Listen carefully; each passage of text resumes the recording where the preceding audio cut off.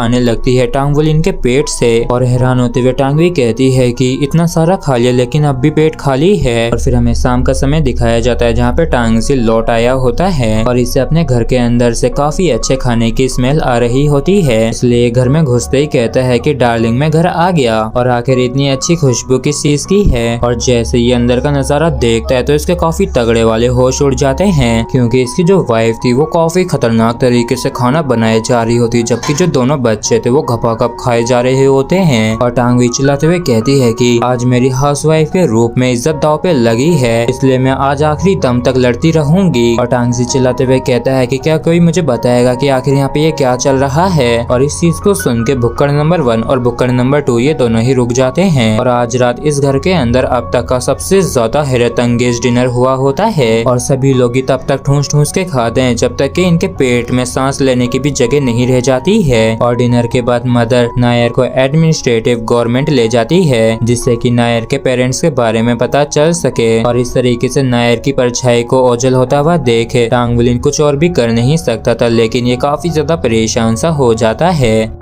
पकने और झड़ जाने के 1 और साल बाद जब वसंत की हवा चलती है तब जिंदगी दोबारा से शुरू हो जाती है। और जब टांगवुलिन काफी गहराई से मेडिटेशन कर रहा होता है तब ये सभी प्रकार की कम ज्यादा आवाजों को सुनता है और ब्लू सिल्वर ग्रास की दुनिया की आवाज ना के बराबर आ रही होती है। और जो पावरफुल स्पिरिट बीस्ट होते हैं वो विलुप्त होने की कगार पे खड़े होते हैं, लेकिन तब भी ब्लू सिल्वर ग्रास हजारों 10,000 सालों से धरती को कवर करके रखी है। और इसके इसी दृढ़ नेचर की वजह से इसकी जो पॉपुलेशन बाकी के प्लांट्स के बीच में है वो ज्यादा है और ये कई मिलियन ईयर्स से सरवाइव कर रही है। और नाजुक सी अवेयरनेस के साथ टांगवुलिन काफी छोटी और सूक्ष्म चीजों को हवा में महसूस करता है, जैसे कि वो इसकी बॉडी के अंदर ही भर रही हो। और ये जो मर्जिंग प्रोसेस होती है ये कोई फास्ट नहीं होती है, लेकिन ये महसूस कर पा रहा होता है कि इसकी जो सोल पावर है वो इस प्रोसेस के दौरान इंक्रीज हो रही है। और टांगवुलिन मेडिटेशन के अंदर ऐसा खोसा जाता है कि इसे समय का बिल्कुल भी ध्यान नहीं रहता है और इसके लिए ऐसा था जैसे कि इसे एक साथ काफी सारे ब्लू सिल्वर ग्रास के ब्लेड्स के द्वारा घेर लिया गया हो।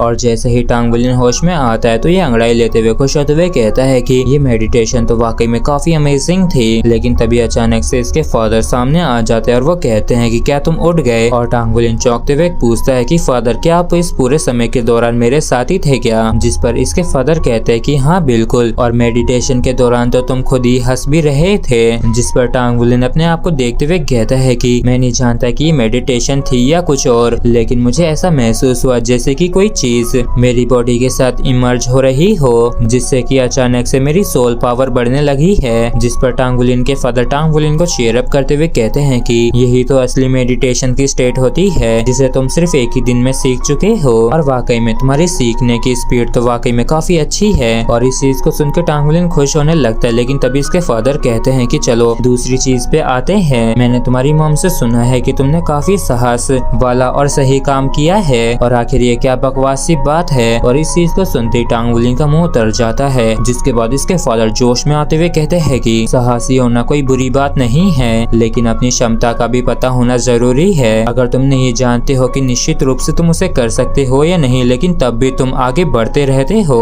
तो इस तरीके से तुम सिर्फ खुद को ही खतरे में डालोगे। और अगर उस ग्रुप के अंदर से कोई पर्सन जानता होता कि मार्शल सोल को कैसे इस्तेमाल किया जाता है तो सोचो कि तुम्हारे लिए खतरा कितना ज्यादा बढ़ जाता। और साहसी होने का ये मतलब नहीं है कि तुम लापरवाही करो। जिस पर टांगवुलिन कहता है कि हाँ फादर आप सही कह रहे हैं, मैं अब समझ गया। जिस पर टांगजी कहता है कि बहुत बढ़िया, चलो आप तीसरी चीज पे आते हैं। और इस चीज को सुन के टांगवुलिन चौंक जाता है और ये कहता है कि अब भी और बाकी है। और तभी अचानक से इसके फादर इसके काफी ज्यादा करीब आ जाते हैं और काफी मजे से इसके मजे लेते हुए कहते हैं कि बदमाश कहीं के तुम तो एक हीरो बन गए हो और तुमने तो अपनी उम्र की एक काफी प्यारी सी बच्ची को भी बचाया और यहाँ तक कि तुम उस बच्ची को तुम घर भी ले आए। और बदमाश कहीं के तुम तो इसमें वाकई में काफी माहिर हो गए हो। और आखिर ये फ्लर्ट करने की एबिलिटी तुम्हारे पास कहाँ से आई। तो हमारा मासूम सा टांगवुलिन कहता है कि फादर क्या आप नायर के बारे में बात कर रहे हैं, वैसे अभी वो कहाँ है। और नायर सच में काफी प्यारी है। जिस पर टांगजी बताता है कि तुम्हारी मॉम उसे एडमिनिस्ट्रेटिव ऑफिस ले गई है इन्वेस्टिगेट करने के लिए, लेकिन वो लोग भी इसके पेरेंट्स का पता नहीं लगा सके। और इस चीज को सुनते ही भाई साहब टांग विलिन तो काफी ज्यादा खुश हो जाता है और ये कहता है कि क्या सच में उन्हें उसकी फैमिली के बारे में पता नहीं चला। ये तो वाकई में काफी बढ़िया बात है, चलो हम नायर को अपने ही घर में रुकने देते हैं। और टांग विलिन को इतना खुश देख के इसके फादर के होश उड़ जाते हैं और ये कहते हैं कि उस अनाथ बच्चे के लिए तुम्हारा ये रिप्लाई तो काफी रूड है और आजकल के बच्चे भी ना काफी ज्यादा मासूम हो गए हैं, और क्या तुम सच में चाहते हो कि हम उसे अपने घर के अंदर रखें। जिस पर टांग विलिन कहता है कि हाँ मैं उसका ध्यान रख सकता हूँ, और वैसे अभी नायर कहाँ है। और फिर टांग विलिन खुशी के मारे झूमते हुए नायर के पास आते हुए कहता है कि नायर तुम मेरे ही घर में रुक रही हो ना, मैं हमेशा से ही एक छोटी बहन चाहता था। जिस पर इसकी मॉम मना करते हुए कह दी कि नहीं नायर अनाथालय जाएगी। जिस पर टांग विलिन गुस्सा होते हुए कहता है कि नहीं आप नायर को अनाथालय नहीं ले जा सकती हैं, और प्लीज नायर को यहीं पे रहने दीजिए न, मैं कम खा लूंगा। और फिर ये नायर के हाथ को थाम के कहता है कि मैं नायर का ख्याल रख सकता हूँ और मैं स्कूल के बाद भी इसका ध्यान रखूंगा। जिस पर टांग यूई कहती है कि टांग तुम दूसरों के डिसीजन नहीं ले सकते हो, तुम्हें तो बल्कि सबसे पहले नायर से ही पूछना चाहिए कि वो अनाथालय जाना चाहती है या फिर वो यहीं पे रुकना चाहती है हमारे साथ। और इस बात को सुनते तुरंत ही टांग विलिन नायर का हाथ थाम के काफी प्यार से उससे पूछता है कि नायर क्या तुम मेरे घर में मेरे साथ रुकना चाहोगी,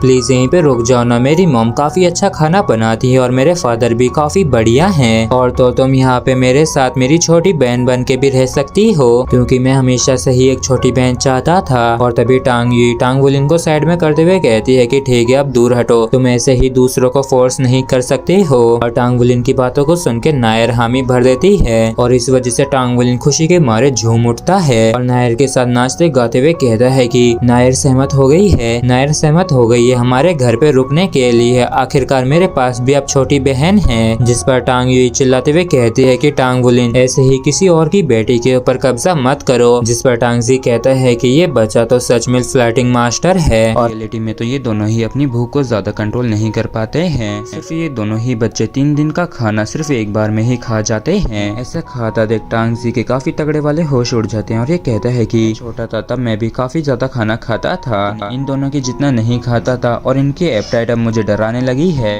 जबकि लैंग परेशान होते हुए कहती है कि हमारे 3 दिन का खाना जा चुका है, तुम लोग कुछ ज्यादा नहीं खाते हो क्या। जबकि इस तरफ टांग विलिन और नायर ने काफी ज्यादा खाना खा लिया होता है और टांग विलिन खुश होते हुए कहता है कि तो वाकई में काफी ज्यादा टेस्टी था और इससे सच में मुझे और भी ज्यादा खाने का मन कर रहा है। इसको सुन के टांग जी के काफी तगड़े वाले होश उड़ जाते हैं और मन में कहता है कि और खाने का मन कर रहा है, क्या तुम्हारा पेट अभी पूरा नहीं भरा है। और फिर रात के समय टांग विलिन मेडिटेट करने के लिए बैठ गया होता है और मन में कहता है कि नायर खाना खाने के बाद सोने के लिए जा चुकी है, वैसे भी वो आज काफी ज्यादा थक गई होगी, लेकिन मैं इस समय का इस्तेमाल करके मेडिटेट करूंगा और मैं काफी ज्यादा कड़ी मेहनत करूंगा जिससे कि मैं एक स्पिरिट मास्टर बन सकूं, जिससे कि मैं पैसों को कमा के अपनी लिटिल सिस्टर को सपोर्ट कर सकूं। और मेडिटेट करने से मुझे काफी ताजगी और हल्का महसूस होता है और उस फीलिंग को दोबारा से फील करने के लिए मैं और ज्यादा इंतजार नहीं कर सकता हूँ। और टांग विलिन जैसे ही मेडिटेट करना शुरू करने ही वाला होता है, लेकिन तभी इसके पापा आ जाते हैं जो कहते हैं कि विलिन एक बार ही रुक जाओ, तुमने जो इस स्पिरिट मास्टर के कठिनाइयों से भरे हुए इस रास्ते के ऊपर चलने का डिसीजन लिया है तो मैंने भी तुम्हें इस चीज की इजाजत दी है, लेकिन ये जो रास्ता है पूरी तरीके से कठिनाइयों से भरा हुआ है। और पास्ट में तो स्पिरिट मास्टर स्पिरिट बीस्टों को मार के उनकी स्पिरिट रिंग्स को हासिल कर लिया करते थे, लेकिन अब वो सभी ही स्पिरिट बीस्ट विलुप्त हो चुके हैं। और 10,000 सालों की रिसर्च करने के बाद हमने पाया कि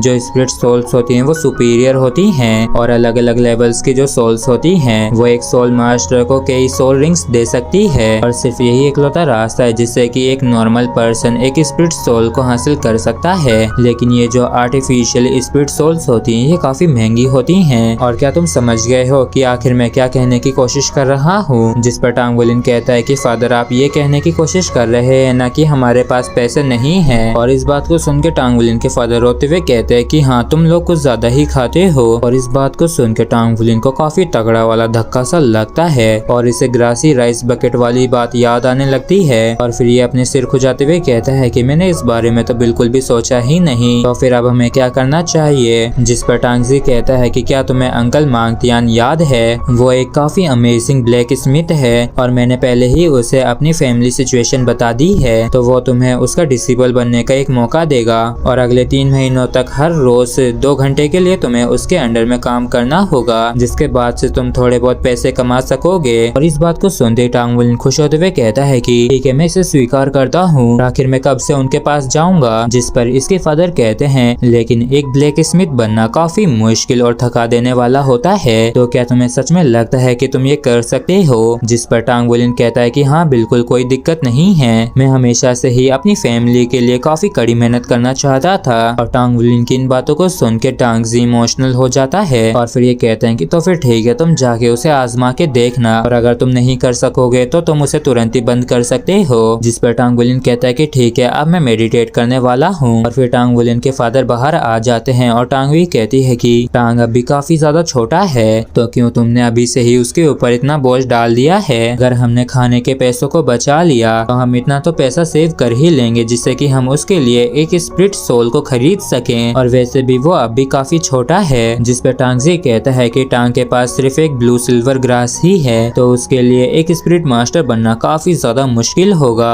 और फोर्जिंग एक काफी यूजफुल कला है जो कि सच में उसे काफी मदद दे सकती है। और यहाँ तक कि अगर वो सच में एक स्पिरिट मास्टर भी नहीं बनता है तो कम से कम उसके पास कुछ तो ऐसा होगा जिससे कि वो पीछे नहीं छूटेगा। और चिंता मत करो, हमारा टांग काफी स्ट्रॉन्ग लड़का है। और फिर हम टांग वुलिन के स्कूल के बाहर का सीन देखते हैं जहाँ पे टांग वुलिन खुश होते हुए कहता है कि आज का लेसन तो कल्चर के ऊपर था और टीचर ने भी आज मेरी काफी तारीफ की। और मॉम, आखिर आप यहाँ पे क्यों आई हैं? तो टांग वुलिन की मदर इमोशनल होकर इसे तुरंत ही गले लगा लेती है और इस वजह से सभी बच्चे इन्हीं की तरफ देखने लगते। तो टांग वुलिन कहता है कि मदर मुझे जाने दो, अगर मेरे क्लासमेट्स ने इस चीज को देख लिया तो मैं कहीं भी मुंह दिखाने के लायक नहीं बचूंगा। फिर टांग यूई टांग वुलिन को अपने साथ ले जाते हुए कहती है कि टांग, चलो चल के अंकल मांगटियान से मिलते हैं, और अगर तुम्हें ऐसा महसूस होता है कि जैसे कि ये कुछ ज्यादा ही हो रहा है तो तुम बस हमें बता देना और फिर हम वहाँ पे जाना बंद कर देंगे। जिस पर टांग वुलिन कहता है कि इस चीज से कोई भी फर्क नहीं पड़ता है कि कितनी कठिनाइयों का मुझे सामना करना पड़ता है, लेकिन मैं किसी भी कीमत पे पीछे नहीं हटूंगा। और इस बात को सुन के टांग वुलिन की मदर वापस से काफी इमोशनल हो जाती है और तुरंत ही से काफी जोर से हक करने लगती है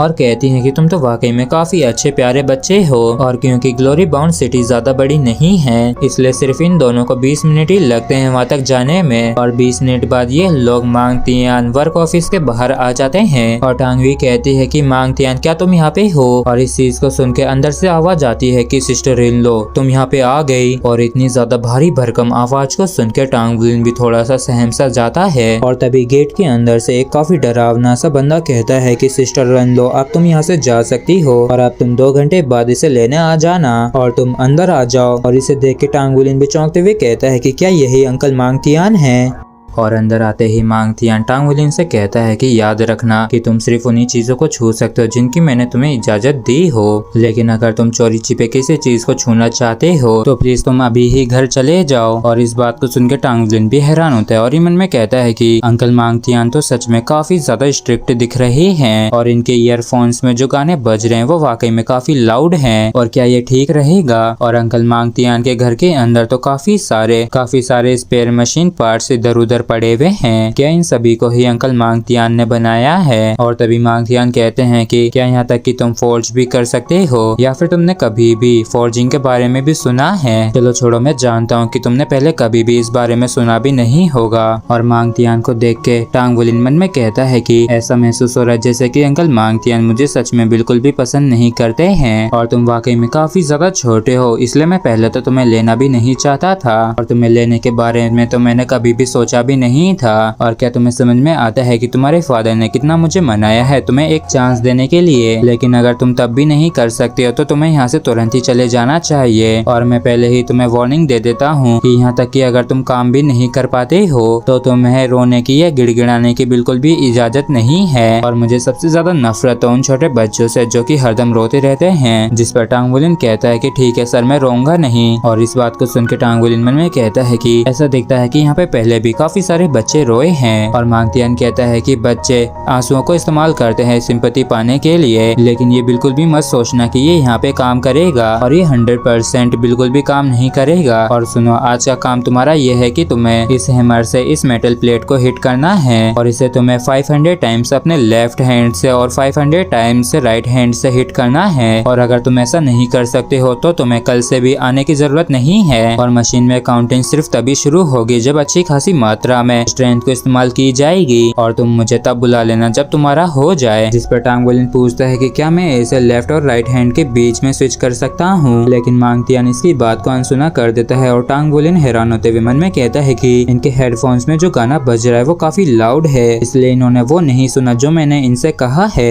और क्या ऐसा हो सकता है कि ये इस पूरे समय के दौरान अपने आप से ही बात कर रहे हो। चलो ठीक है, इन बातों पे और ज्यादा ध्यान नहीं देते हैं और अपने हथौड़े मारना शुरू करते हैं। और मुझे अपने दोनों ही हाथों से 500 बार हिट करना है। और फिर टांगवोलिन अपना पूरा जोर लगा के काफी जोर से उस मेटल प्लेट को हिट करता है, जिसकी वजह से इसके सामने वाली स्क्रीन पे एक नंबर अपीयर हो जाता है। जिसके बाद ये अपने लेफ्ट हैंड से भी काफी जोर से हिट करता है, जिससे कि गिनती 2 तक पहुंच जाती है। और इसे समझ में आ जाता है कि इसे क्या करना है और कैसे करना है। और फिर क्या था, ये एक के बाद एक करके धड़ाधड़ काफी सारी चोटें उस मेटल प्लेट पे मारने लगता है अपने दोनों ही हथौड़ों से। जबकि इस तरफ जो मांगतियान होता है, ये अपने एक पीस को काफी अच्छी तरीके से जांच रहा होता है, और गानों को गुनगुनाते हुए ये काफी ध्यान से अपने उस मेटल पीस को देख के खुश हो रहा होता है। जबकि पीछे से टांगवोलिन इसे आवाज दे के इशारे करके बुलाने की कोशिश करता है, लेकिन बिल्कुल भी इसका ध्यान उस पे नहीं जाता है। इसलिए टांगवोलिन इसके पास आके कहता है कि टीचर मांगतियान। और अचानक से टांगवोलिन को अपने पास देख के मांगतियान की काफी गंदी वाली फट जाती है, और डर के मारे ये चिल्लाने लगता है। और डर के मारे इसे इतना बुरा झटका लगा होता है कि इसकी जो चेयर होती है वो भी टूट जाती है और ये नीचे पड़ जाता है। और इस वजह से मांगतियान का पारा चढ़ जाता है, और ये काफी ज्यादा गुस्से में आके कहता है कि आखिर तुमने अचानक से मुझे क्यों टच किया, और इसके बजाय पहले तुमने क्यों मुझे नहीं बुलाया। जिस पर टांगवोलिन घबराता हुआ डरता हुआ कहता है कि माफ कीजिए, मैंने असल में आपको पहले भी आवाज दी थी, लेकिन क्योंकि आपके हेडफोन्स काफी ज्यादा लाउड बज रहे हैं इसलिए आपको मेरी आवाज सुनाई नहीं दी। और इस बात को सुन के मांगतियान के पैरों तले से जमीन खिसक जाती है और ये गिरने लगता है, लेकिन ये तुरंत ही स्टाइल मार के वापस से खड़ा हो जाता है। और ये टांगवोलिन के करीब आते हुए डरावनी तरीके से कहता है कि आखिर तुम मुझे किस लिए बुला रहे थे। क्या तुम्हें ये लगता है कि 1000 बार हिट करना काफी ज्यादा मुश्किल था, और सिर्फ आधे घंटे के ही अंदर तुमने हार मान ली। और तुम वो पहले पर्सन हो जिसे मैंने इतनी जल्दी हार मानते हुए देखा है, और मैंने तुमसे पहले ही कह दिया था कि अगर तुम टारगेट तक नहीं पहुंच सकते हो तो तुम चुपचाप घर चले जाना, और मुझे कोई भी फर्क नहीं पड़ता है कि तुम किस तरीके का बहाना बनाते हो,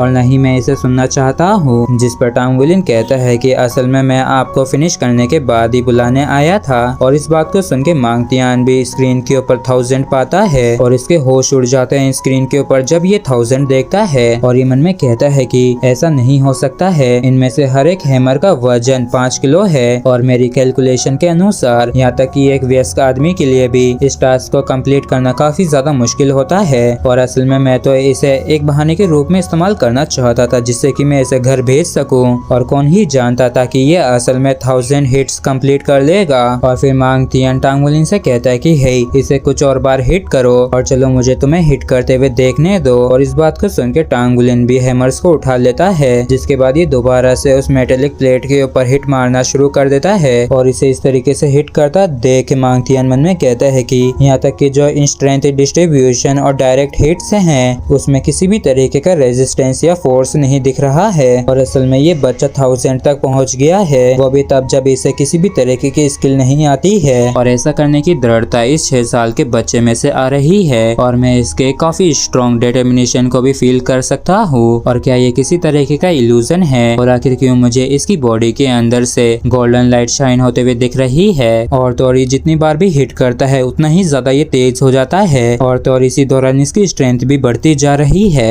ये कोई बच्चा नहीं है, ये प्रोडिगी है। और टांगवोलिन को इस तरीके से एक के बाद एक करके चोट मारते देखे मांगतियान भी इमोशनल हो जाता है, और ये कहता है कि और ये जो रिमेडिक बीट है इससे ऐसा लग रहा है जैसे कि इसका हर एक स्ट्राइक मेरे दिल को चीर रहा हो, और ये क्लियरली एक फोर्जिंग जीनियस है। और तभी टांगवोलिन के भी जाने का समय हो जाता है, और लांगवी भी इसे लेने के लिए आ गई होती है। और मांगतियान कहता है कि लांगवी, हमारा ये बच्चा काफी अच्छा है, और इस बच्चे को मैं अपने डिसिपल के रूप में एक्सेप्ट करता हूँ, इसलिए अब से तुम इसे हर रोज मेरे पास इसी समय ले आना, और तुम इस मेडिकल क्रीम को भी अपने साथ ले जाओ और जहाँ जहाँ सूजन हो रही हो वहाँ वहाँ इसे लगा देना। जिसपे लांग यूई कहती है कि आखिर इसे इतनी ज्यादा सूजन कैसे आ गई। मांग तियान आखिर तुमने मेरे टांग टांग के साथ क्या किया है। जिसपे थका हारा टांग बुलिन कहता है कि मॉम मैं ठीक हूँ, मैंने बस टीचर मांग तियान के टेस्ट को पास कर लिया है और ये मेरे और फादर के बीच का प्रॉमिस है। जिसपे लांग यूई कहती है कि सच में मेरा दिल तो टूट सा ही गया है और फिर ये काफी जोर से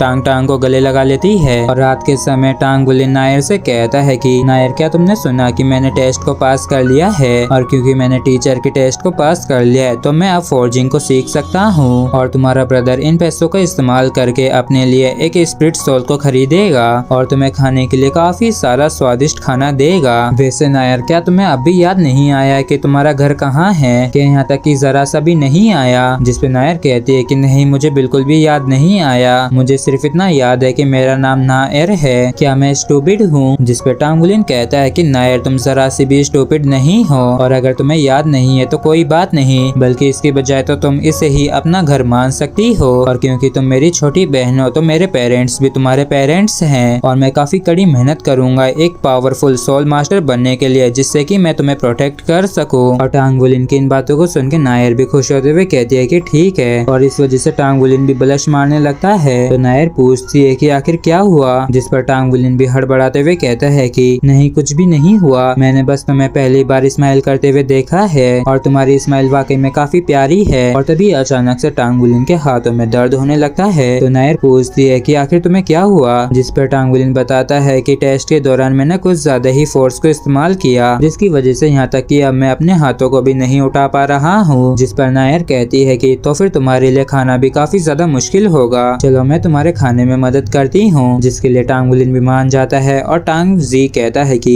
चलो चल के कुछ खाते हैं, आज तो मैं भूख के मारे मरा ही जा रहा हूँ। और हम देखते हैं कि नायर टांग बुलिन को ठुसा ठुसा के खाना खिला रही होती है और ये दोनों वापिस से एक के बाद एक करके धड़ाधड़ सारे बर्तनों को खाली करने लगते हैं। और इस सीन को देख के पेरेंट्स भी चौंकते हुए कहते हैं कि ये नजारा कुछ ठीक नहीं लग रहा है और सच में मैंने पहली बार किसी को इस तरीके से खाना खिलाते हुए देखा है। और फिर हमें वापिस से मांग तियान के साइड का सीन दिखाया जाता है जहाँ पे टांग बुलिन के हाथों की हालत काफी ज्यादा खराब हो रखी होती है और ये कहता है कि आखिरकार मैंने वापिस से 1000 टाइम्स इसे हिट कर ही लिया। लेकिन तभी यहाँ पे मांग तियान आके कहता है कि ओ मेरे प्यारे डिसिपल टांग टांग, देखो तो मैं तुम्हारे लिए एक नई मशीन लेके आया हूँ, चलो आ जाओ इसे आजमा के देखो। और इस मशीन के एक साइड कलेक्ट लिखा हुआ होता है जबकि दूसरी साइड रिवॉर्ड लिखा हुआ होता है। जिस पर मांग तियान बताता है कि इसमें ज्यादा कुछ तो खास नहीं है, बस इस पे कुछ शब्द ही लिखे हुए हैं। जिस पर टांग बुलिन कहता है कि तो फिर ऐसा क्यों है, जब भी मैं उन शब्दों को पढ़ता हूँ तो मैं अपने हाथों को और ज्यादा कंट्रोल नहीं कर पाता हूँ। जिस पर मांग तियान कहता है कि तो फिर तुम्हें इसे इस्तेमाल करना चाहिए 9999 टाइम्स और ज्यादा हिट करने के लिए और यही तुम्हें अपने दूसरे हाथ के साथ भी करना है। तो टांग बुलिन दर्द के मारे चिल्लाते हुए कहता है कि ओ कोई तो आके मुझे बचाओ। जिसके बाद हम घर का सीन देखते हैं जहाँ पे लांग यूई चिल्लाते हुए कहती है कि नहीं बिल्कुल भी नहीं, अब तुम कुछ भी क्यों ना कह लो टांग टांग को अब मांग तियान के पास जाने की बिल्कुल भी इजाजत नहीं है। और क्या तुम्हें दिखता नहीं है कि उसके हाथ कितने बुरी तरीके से सूज रखे हैं जबकि वो तो कितना छोटा बच्चा है। जिसपे टांग जी कहता है कि बिना आंधी तूफान बारिश को एक्सपीरियंस किए ये कैसे रेनबो को देख सकता है और इस दुनिया के अंदर कोई भी बिना मेहनत के सफल नहीं हुआ है। जिस पर लांग यूई इसे काफी जोर से किक मारते हुए कहती है कि थोड़ा सीरियस हो जाओ। तो टांग जी तुरंत ही सीरियस इमोशनल होते हुए कहता है कि लांग यूई मुझे भी काफी बुरा महसूस हुआ जब मैंने टांग टांग को इतनी हार्डशिप झेलते हुए देखा, हालांकि अगर ये अभी नहीं सहता है तो इसे फ्यूचर में इससे भी कहीं ज्यादा कठिनाइयों का सामना करना पड़ेगा। और जब मैंने पहली बार मांग तियान से पूछा था तब वो इस पे बिल्कुल भी ध्यान नहीं दिया और वो पूरी तरीके से लापरवाह था, लेकिन एक मास्टर लेवल के ब्लैक स्मिथ के रूप में उसने हमारे टांग टांग को पहचाना है। और सोचो कि उस बेकार से आलसी मांग तियान ने पहचाना है तो तुम जानती ही होगी ना कि कितना ज्यादा आउटस्टैंडिंग है हमारा टांग टांग। और मांग तियान ने स्पेशली मुझे फोन करके बताया कि हमारे बेटे का जो टैलेंट है वो काफी खास है और वो भगवान की ब्लेसिंग के साथ जन्म लिया है। और टांग टांग के दृढ़ निश्चय ने मांग तियान को भी हिला के रख दिया है, इसलिए मांग तियान ने कहा है कि इसका जो पोटेंशियल है वो अनलिमिटेड है, इसलिए उसने कहा है कि वो टांग टांग को अपनी छत्र छाया में लेगा। और तुम भी भली बात जानती हो कि टांग टांग की जो सोल एजेंस है वो ब्लू सिल्वर ग्रास की है इसलिए उसके सोल मास्टर बनने की जो पॉसिबिलिटी है वो काफी कम है। लेकिन अगर ये एक एक्सीलेंट ब्लैक स्मिथ बन जाता है तो इसे अपने बाकी की जिंदगी अपने खाने और कपड़ों की चिंता नहीं करनी पड़ेगी। और यहाँ तक कि अगर हमारा बेटा भी नहीं डरा है तो फिर हम कैसे उसके पेरेंट्स होते हुए डर सकते हैं। और अब जब टांग टांग का ऐसा करने का इरादा है तो हमें उसके माता पिता के रूप में उसे सपोर्ट करना चाहिए। और अब जब मांगटियान एक लेवल 6 का ब्लैक स्मिथ है तो पक्का उसका खुद का तरीका होगा पीपल्स को सिखाने का। तो क्यों ना हम टांग टांग को आजमाने दें। और अगर सच में ये काम नहीं करता है तो हम तुरंत ही टांग टांग को ऐसा करने से रोक देंगे। तो बताओ तुम्हारा इस पे क्या कहना है। जिस पर लांगवी भी मान जाती है और टांगजी कहता है कि तुम बस बेफिक्र रहो क्योंकि हमारा टांग टांग सच में काफी आउटस्टैंडिंग है। चलो उसके साथ काफी अच्छी तरीके से खाना खाते हैं। और जैसे ही ये दोनों डिनर के लिए डाइनिंग टेबल के पास आते हैं तो इन दोनों के ही होश उड़ जाते हैं क्योंकि नायर काफी खतरनाक तरीके से टांग वुलिन को ठुसा ठुसा के खाना खिला रही होती है। और ये कहती है कि अगर तुम अपने हाथों को नहीं उठा सकते हो और अगर तुम अब भी भूखे हो बस तुम अपने हाथों को टेबल पे ठोक दो। इसलिए टांग वुलिन धड़ाधड़ टेबल को बजा रहा होता है और नायर उसे खपाखप खाना खिलाई जा रही होती है। और नायर कहती है कि अब भी भूखे हो लो खाओ, अब भी भूखे हो लो और खाओ। और इस सीन को देख के इन दोनों के ही मुंह उतर जाते हैं। और लांगवी कहती है कि क्या मुझे भी अब बाहर जाके जॉब देखनी चाहिए क्योंकि मुझे तो नहीं लगता कि हम इन दोनों बच्चों को भरपेट खाना खिला पाएंगे। और डिनर करने के बाद टांग वुलिन काफी खुश होते हुए कहता है कि मॉम डैड आप दोनों के ही हार्ड वर्क के लिए बहुत बहुत धन्यवाद। और वाकई में ये डिनर काफी डिलीशियस था और इतना ज्यादा डिलीशियस कि मेरा पेट भर गया है। और डिनर के लिए नायर भी थैंक यू कहती है जबकि इस तरफ लांगवी के अब भी होश उड़े हुए होते हैं। लेकिन ये जैसे इन दोनों क्यूट बच्चों को देखती है तो इन्हें लाड प्यार करते हुए ये कहती है कि तुम दोनों तो वाकई में काफी ज्यादा क्यूट हो, बिल्कुल डॉल्स की तरह, और तुम दोनों ही काफी प्यारे बच्चे हो। और शाम के समय टांग वुलिन नायर को अपनी ब्लू सिल्वर ग्रास दिखाता है और बताता है कि यही मेरी स्प्लिट एजेंस है। और इसे देख के नायर कहती है कि ब्रदर क्या फ्यूचर में मेरे पास भी स्प्लिट एजेंस होगी। जिस पर टांग वुलिन कहता है कि हाँ बिल्कुल, हर किसी के पास अपनी खुद की स्प्लिट एजेंस होती है। और जब तुम 6 साल की हो जाओगी तो तुम अवेकनिंग डे पे अवेकनिंग सेरेमनी में पार्टिसिपेट कर सकोगी। और बातें करते हुए टांग वुलिन थकान के मारे नायर की गोद में ही सो जाता है। और टांग वुलिन को इस तरीके से सोते हुए देख नायर मन में कहती है कि ये पक्का काफी ज्यादा थक गया होगा। और फिर ये अपने हाथ को टांग वुलिन के माथे पे रख के सहलाने लगती है और अपनी किसी तरीके की पावर को इस्तेमाल करते हुए कहती है कि ब्रदर आराम करो और अच्छे से सो। और इस दौरान हम इसके आसपास काफी लाइट भी देखते हैं और नायर भी इसे ऐसे ही देखे जा रही होती है। और तभी रात के समय टांगजी चोरी छिपे टांग वुलिन के रूम में आ जाता है और ये कहता है कि टांग टांग क्या तुम सो गए? मैं यहाँ पे तुम्हें ये मेडिसिन देने के लिए आया था क्योंकि मांगटियान ने कहा था कि इसे मैं तुम्हारे रात को लगा दूं। चलो कोई बात नहीं, अब जब तुम सो ही चुके हो तो मैं ही तुम्हें ये लगा देता हूँ। और फिर ये टांग वुलिन के हाथ को देखते हैं तो ये हैरान होते हुए मन में कहते हैं कि टांग टांग के हाथ तो बिल्कुल भी अजीब नहीं लग रहे हैं। और ये वाकई में काफी अजीब बात है क्योंकि लांगवी ने कहा था कि टांग टांग के हाथ काफी बुरी तरीके से सूज रखे हैं। शायद वो कुछ ज्यादा ही चिंता कर रही होगी क्योंकि मुझे तो इसके हाथ के साथ कोई भी प्रॉब्लम नहीं लग रही है। चलो कोई ना, बस तुम आराम से सो। और चलो इन्हें ऐसे ही सोने देते हैं। और लकीली मेरी वजह से इनमें से कोई भी नहीं उठा। अरे हाँ, नायर भी इसी रूम के अंदर है, मुझे शायद अगली बार से रेंडमली नहीं आना चाहिए। और जब टांगजी यहाँ से दबे पहुंच जा रहा होता है तभी हम टांग वुलिन के अंदर से थोड़ी सी गोल्डन लाइट एमिट होते हुए देखते हैं। इसलिए तुरंत ही टांगजी पीछे मुड़ के देखता है और कहता है कि मुझे ऐसा लगा जैसे कि अभी अभी मैंने यहाँ पे लाइट को देखा। लगता है कि ये बस मैं इमेजिन ही कर रहा था और शायद ये लाइट लिविंग रूम से आ रही होगी। जबकि इस तरफ टांग वुलिन बड़े आराम से गहरी नींद में सो रहा होता है। और एक बारी और वापिस से टांग वुलिन की पूरी बॉडी ग्लो करने लगती है। और फिर हम मॉर्निंग का सीन देखते हैं जहाँ पे टांग वुलिन खाना नायर के लिए ले जा रहा होता है और ये खुश होते हुए कहता है कि खाने का समय हो गया है नायर, ब्रेकफास्ट का समय हो गया है और आज हम उन ब्रेड्स को खाएंगे जिसे मॉम ने बेक्ड किया है। और तभी लांगवी बीच में आते हुए कहती है कि टांग टांग क्या तुम्हारे हाथ पूरी तरीके से ठीक हैं? और इस बात को सुन के टांग वुलिन भी हैरानी के साथ अपने हाथों को तरफ देखने लगता है और ये कहता है कि हाँ बिल्कुल आपने सही कहा, क्योंकि अगर मॉम आप इसका जिक्र नहीं करती तो मैं भूल ही गया था कि कल मेरा हाथ उस हद तक सूजा हुआ था कि मैं यहाँ तक इसे उठा भी नहीं पा रहा था। जिस पे लांगवी से पूछती है कि क्या तुम्हें सच में अभी कुछ भी महसूस नहीं हो रहा है? जिस पर टांग वुलिन काफी खुश होते हुए कहता है कि हाँ बिल्कुल, मुझे जरा सा भी दर्द महसूस नहीं हो रहा है, बल्कि ऐसा महसूस हो रहा है जैसे कि मैं और भी ज्यादा स्ट्रॉन्ग हो गया हूँ और आज मुझे टीचर मांगटियान के पास जाने में कोई भी दिक्कत नहीं होगी। जिस पर लांगवी भी खुश होते हुए कहती है कि देखे ऐसा लगता है कि मांगटियान की जो मेडिसिन थी वो सच्ची में काफी असरदार थी। और इस बात को सुन के टांगजी भी हैरान होते हुए हाँ करते हुए मन में कहता है कि सच्चाई तो यह है कि मैंने उस मेडिसिन को इसे लगाया ही नहीं। और ये ये वाकई में काफी अजीब बात है क्योंकि नॉर्मली लोग इतना जल्दी रिकवर नहीं होते हैं। शायद ये ब्लू सिल्वर ग्रास की किसी तरीके की एबिलिटी हो सकती है। नहीं, ये नामुमकिन है क्योंकि मैंने कभी भी ब्लू सिल्वर ग्रास इस एबिलिटी के साथ नहीं सुना है और वाकई में सोचना भी काफी ज्यादा मुश्किल हो जाता है जब इन्हें ऐसे खाते हुए देखते हैं। और क्या ये बस मुझे ही लग रहा है या फिर सच में इन दोनों की एपेटाइट वापस से बढ़ गई है। और ब्रेकफास्ट करने के बाद टांग वुलिन इन सभी को बाय कह के टांगजी से कहता है कि डैड चलो चलते हैं, आज हम स्कूल में स्पिरिट एजेंट्स के बारे में सीखने वाले हैं और आज मैं टीचर से काफी ज्यादा क्वेश्चन पूछने का इंतजार नहीं कर सकता हूँ। और टांग वुलिन खुशी के मारे दौड़ते हुए जा रहा होता है और ये कहता है कि कल रात में काफी ज्यादा थक गया था इसलिए मैं मेडिटेट करना भूल गया और ये वाकई में काफी बुरी बात है। और डैड आज रात को जब मैं लौट के आऊंगा अब आप मुझे मेडिटेट करने का याद दिला देना।